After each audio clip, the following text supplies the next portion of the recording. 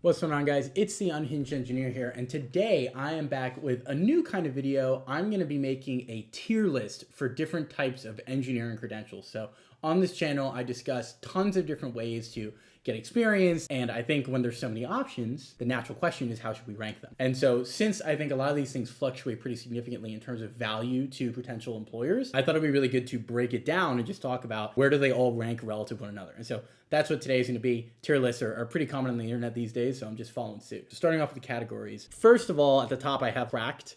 Basically, the definition of cracked I'm using here is this is a resume item that will benefit you for a significant amount of your career. So maybe not your entire career, but 5-10 years. I have certain companies that I've worked at and projects I've done that are still benefiting me in my career 4, 5, 6 years later. So things that have that level of prestige, whatever, and also longevity, that's what I'm considering cracked. The next one is game changer. Even if it's not something that's kind of evergreen, that's really going to take your career to the next level, it's definitely something that helps a lot and will make a significant difference for getting your next role. So something I also thought about calling this was like a needle mover. So this can move the needle between not getting a job and actually getting one.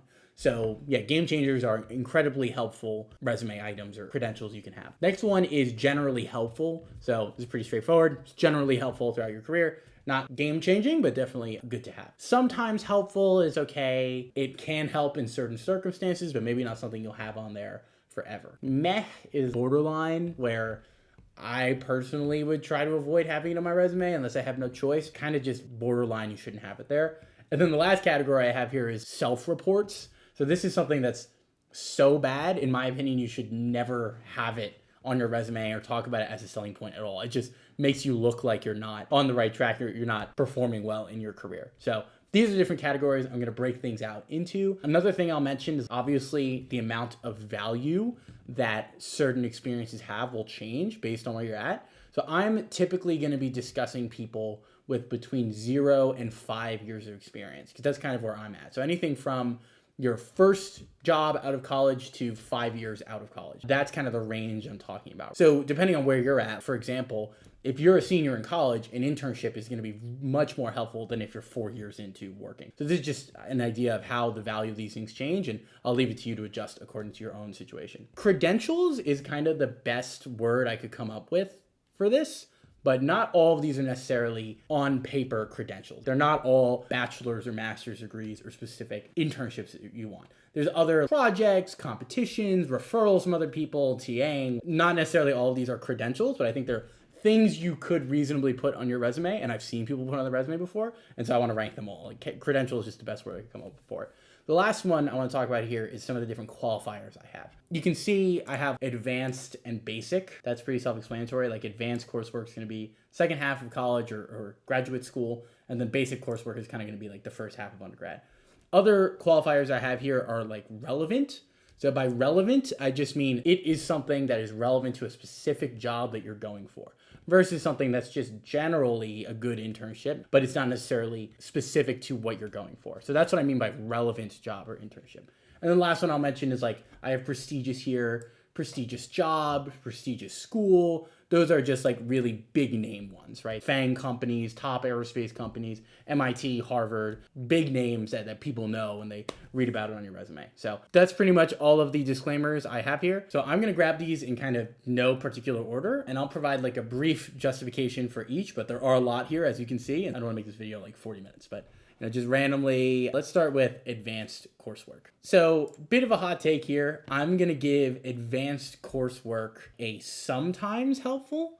I think that can change based on A, how applicable it is, and B, how advanced it is, right? So if this is a graduate level class that you took and that you TA'd after and that it's very relevant to your thesis, this categorization might be higher. Versus if it's just kind of a random thing that you're throwing on there to fill space, it might be lower. But I'm going to give advanced coursework like a C.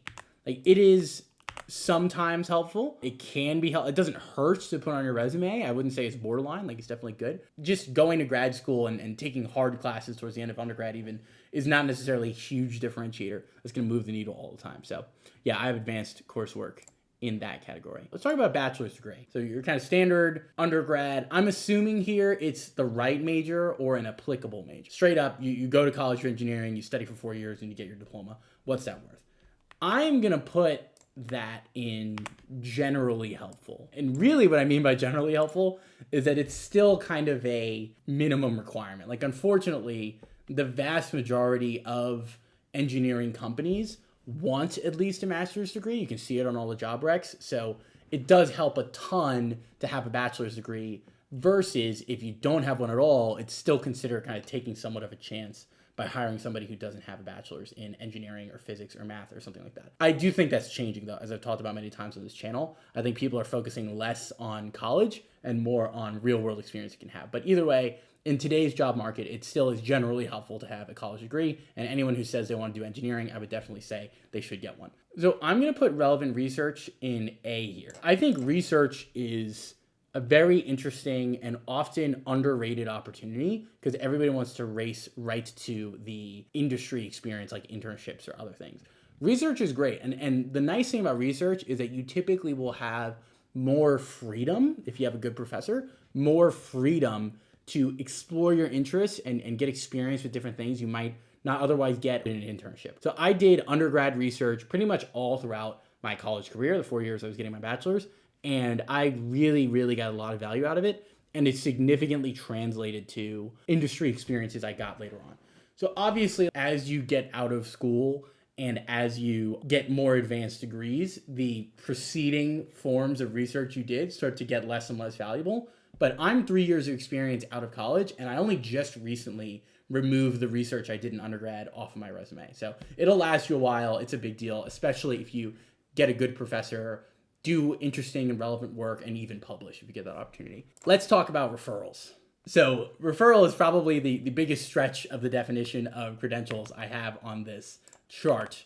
But the reason I included it is because I think it's so important. I'm going to put referrals in S tier. A referral is obviously not something you put on your resume that's going to last you for a long time, but I think for any given opportunity, having a referral is huge. One of the biggest game changers you could possibly have. And so the only reason I have it in cracked and not a game changer is because it's so good of a game changer, it becomes like a job hack. I think referrals are really, really important.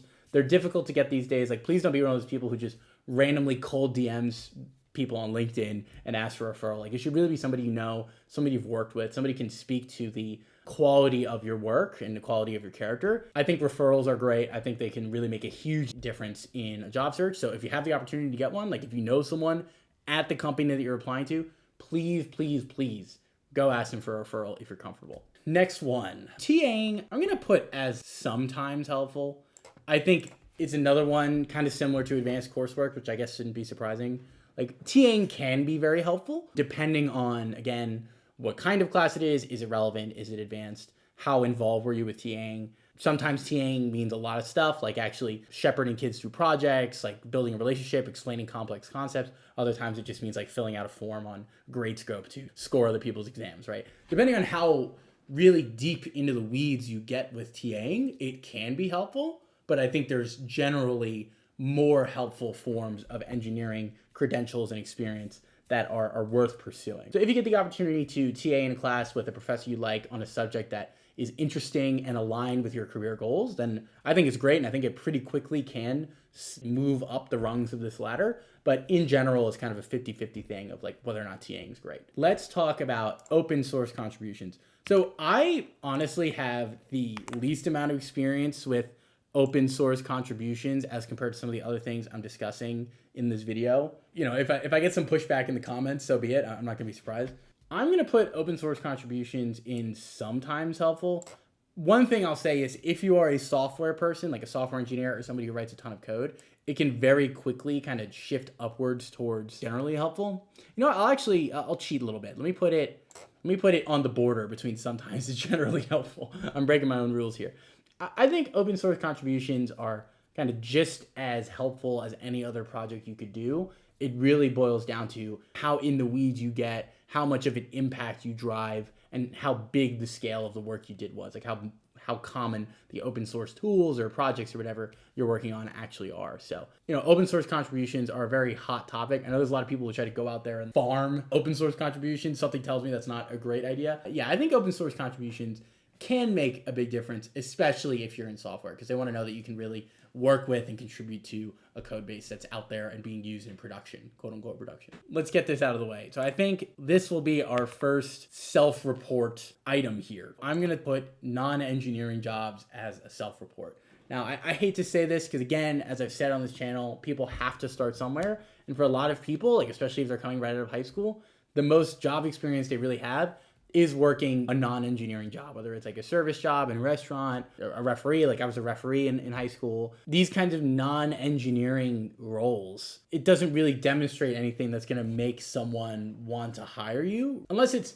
extremely prestigious. Okay, maybe if your non-engineering job was as a doctor, that could be pretty impressive. But for the most part, the rest of our non-engineering jobs that come before our career really kicks off, it just kind of shows that you're really early on in your career if you're still putting that on your resume. And so even if the alternative is white space, I would still advise not having a non-engineering job on your resume. So I know it's a little harsh, but I'm really trying to help you guys. I just think overall, if it has nothing to do with engineering, you should just avoid putting it on your resume. It's going to self-report as somebody really early on in a career with not a lot of engineering experience, and that's not a good foot to start the conversation off on. So speaking of self-reports, let's talk about basic coursework. So this is another one that I just think really reads as, this guy's a noob. This person's a noob. They're so early in their engineering career. I don't even know if they're going to stick this out, and I don't want to make that gamble. Like, I'm just saying that as a perspective of a recruiter or an employer. If you are an engineer and you're going to college, you're going to take calculus. You're going to take physics. You're going to take even like into the mechanics levels, like sophomore year level classes. Everybody's going to be expected to take the same kind of general courses. And so I would advise not putting that as relevant coursework or anything. Like, of course, I took calculus and it was relevant to my engineering degree. Like, they know. The only thing you should really be listing as relevant coursework is incredibly advanced classes, as I kind of talked about earlier. And even that is kind of a 50-50 thing, depending on your situation. Like, I list relevant coursework, but it's all classes I took from, my senior year or my online master's I'm pursuing. Even that, I think, in the future, pretty soon will go away. So basic coursework, I would really advise against putting that on your resume. I just think it's another thing that self-reports as super early, super green, not a ton of experience. To lighten the mood a little bit, let's talk about a prestigious job. I'm going to put this as a cracked credential.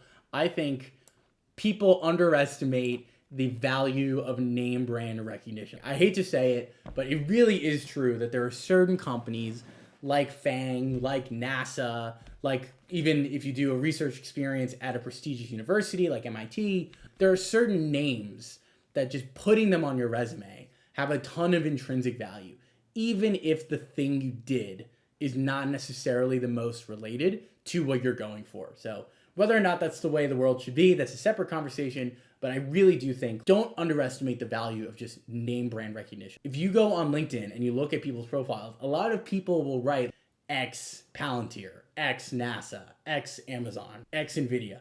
Is it cringy? Yeah, it's kind of cringy. There's a reason people do it. It works. Like, name brand recognition really can drive someone's career in an upward trajectory pretty quickly. And so I'm going to put it as a cracked credential to have. Let's talk about club leadership. So club leadership is one that personally annoys me a little bit. As I've talked about in previous videos, I think leadership, quote unquote leadership, is one of those blanket things that people tell students to get throughout their college career that doesn't actually really translate to a ton of good outcomes as they move into being a professional. And the main reason for that is no matter how spiffy or fancy or complex the project or systems you led were in college, you're too freaking young to get a leadership role in an established corporation as an engineer coming out of school. Maybe if you go work at a startup and they just anoint you as CTO within 5 minutes, that's a separate story. But for the most part, big established engineering companies are going to have people who are more experienced than you, they're older than you, they've got more industry leadership experience. And that's what matters, because if you've ever worked in an office, like leadership in that context is very different from being in charge of a club. So again, this is something I could be more amenable to depending on what specifically you led, But I think overall, I was the president of Club X is an overhyped credential that could even, depending on what that club is, could even start to fall into the self-report category. So that's my opinion on club leadership. Open to pushback in the comments. It is what it is. On a pretty different note, let's talk about graduate school. So I think graduate school is definitely a game changer. This will fluctuate a lot. Honestly, even more so than based on what school you went to or what degree you got, it will fluctuate a ton based on what job you're going for. Even related roles at a company, different roles, the value of a master's degree or the necessity even of a master's degree will fluctuate a lot based on what that specific role is. A big example I'm talking about here is GNC versus flight software. So I've worked in GNC a ton. Most of those people have master's degrees. I was kind of the exception to that rule. I only ever did GNC as an intern anyway. But then flight software, which those teams work very closely together, flight software, because it's more of a coding oriented role versus aerospace, they don't need it, even though those teams kind of work together a lot. So I'm going to put a master's degree or even a PhD as a game changer. PhDs are kind of a different beast. I know there's some element of potential over specialization. There's also a financial element to not making a ton of money for such a long period of time. But I think, even PhDs, if you do a really interesting research project, work for a good professor, do internships throughout it, I think PhDs can make a huge deal. And I've met a ton of really, really successful engineers that have doctorates. So I'm going to put graduate school as a game changer, something that's really, really helpful. Especially, by the way, one thing I'll add, if the school you're getting your grad degree at is much more prestigious than the school you got your undergrad degree at. In case you can't tell, I'm kind of doing that arbitrage with Georgia Tech right now. While we're on the subject of prestigious schools, let's talk about prestigious schools. I'm going to put it as A tier as well. So I think in the old days, this used to be like an S tier credential. If you went to MIT or Berkeley or something and had a pulse, then you would get a job at some of these big tech companies or aerospace or robotics or whatever else. I think the value of prestigious schools inherently has gone down a little bit, but at the end of the day, the best schools are the best schools. And the bar for what other stuff you have to do on this list, that bar comes down the fancier the school you went to is. So again, whether this should be the case is a separate story, but if you do a couple of internships, prove that you can work in a team, prove that you can ship real code, and you went to MIT, they're gonna be like, all right, this person's pretty good. But if you didn't and you just went to an average school, then they're not going to know whether you're top talent or not. So I'm going to put prestigious schools as game changers, potentially even crack. Obviously, the school you went to can define a significant portion of your career. So next one, round and bend here. Let's talk about your minor. I'm going to put a minor in, I think minors are kind of carrot that universities like to dangle in front of students. As I've talked about, universities want to make it seem like you can study an infinite amount of things, learn a ton of stuff, and everybody loves to kind of create their character class, like in Dungeons and Dragons or video games or something. And people love to tack a minor on. It's like, oh, this is a unique combination of skills that I've partnered with my major. The truth is, nobody cares what minor you have. I wound up going for a minor it was IT and aerospace, which had a bunch of coding classes associated with it. The second I got an internship and did a couple of projects that demonstrated I could code anyway, nobody cared about my minor and I dropped it. So a minor is only as valuable as the bundle of classes it forces you to get. And so I would advise never sacrifice a class or an experience that you do think is critical to your professional career just for an academic credential, which is your minor. I just don't think it's that big of a deal and it's overblown. So I'm going to put it in the meh category. Let's talk about capstones. I'm going to actually put capstones as an in-between as well. In between meh and sometimes helpful. And the reason I say this is because I think this is going to fluctuate a ton based on how well the capstone program at your school is run. If you're getting to work with real companies, solving real problems, and getting real world experience, then capstone can be pretty helpful, especially if it's, again, something relevant to the kinds of jobs you want. But the reality is colleges love to talk a big game about their capstone projects, and most of the time they tend to underdeliver. My experience was no different. I got all this lip service about I was taking an autonomy capstone with UAVs and different AI algorithms and all this stuff they're going to teach me, and it was kind of bupkis. Like, it was a very lame program, and I didn't learn anything. And even for other majors, I had friends who literally, based on what project they got and what company they got to work with, the quality of the experience would go up or down like a ton. So capstones are another thing, kind of like minors, that I think are just overblown and overhyped. It's something that colleges try to sell you that I don't really think moves the needle as much as they'd like you to think it does. I'm going to put course projects as a meh here as well. Based on what we just said about minors and capstones, just going with this academic theme, I think it's a pretty similar reason. The only reason I have it kind of lower than capstone is because potentially, based on how basic the project or basic the class is, it could kind of slowly sink into the self-report category. If you did a project in your basic physics class where you build a pendulum on a desk, measure how long the oscillations take, and you put that on your resume from physics 1, that's kind of a self-report that like this is somebody super early in their career. Like from the jump, I can make a whole video about this. From the jump, you want it to look like you've been working for 10 years, even if you're still a sophomore in college. So there's a bit of cognitive dissonance there, but you want to present yourself like somebody who's been working for that long. And that comes out in how you speak about your experiences, how you write your resume, all these different things. You really want to present yourself as somebody who's been around the block a million times, even if you haven't. And putting a course project on there, unless it's really, really good, really, really good, is probably not going to be worth the real estate on your resume. Okay, while we're on the subject of projects, let's talk about personal projects. I'm actually going to put personal projects in the generally helpful category. Once you get into industry and you get more context on the kinds of things that people are interested in and the skills that people need, and B, you just get a ton of freedom because once it's a personal project, you can really do whatever the hell you want. It's even more free than something like an open source contribution because nobody's actually using your project unless you're trying to build something that's production grade. But in any case, personal projects I think are really, really great.